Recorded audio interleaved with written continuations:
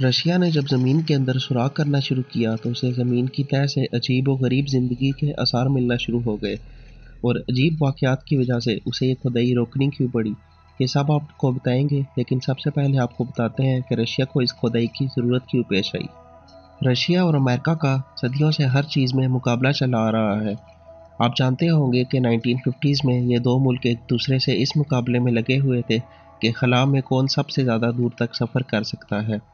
लेकिन बहुत कम लोग जानते हैं कि उस वक्त उनका मुकाबला एक और चीज़ में भी जारी था, और वो ये कि ज़मीन के अंदर कौन सबसे ज़्यादा गहराई में जाता है।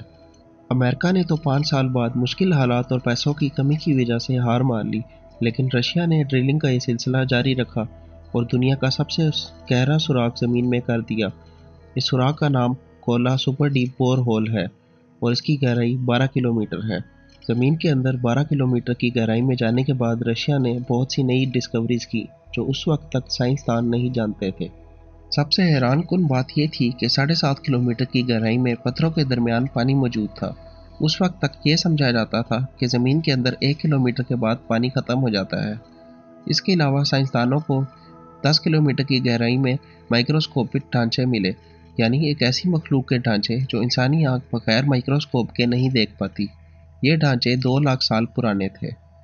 12 किलोमीटर की गहराई में जाने के बाद 1994 में रशिया को खुदाई का ये अमल रोकना पड़ा, जिसकी बहुत सी वजूहात थी।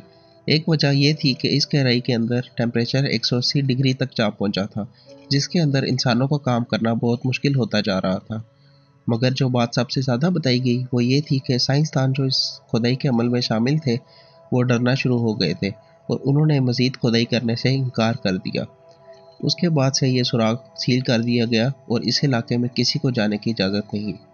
अगर आपको ये वीडियो पसंद आई तो इस वीडियो को लाइक और शेयर करें, और ऐसी मज़ीद इंफॉर्मेटिव वीडियोस के लिए हमारे चैनल को सब्सक्राइब करना मत भूलिएगा। शुक्रिया।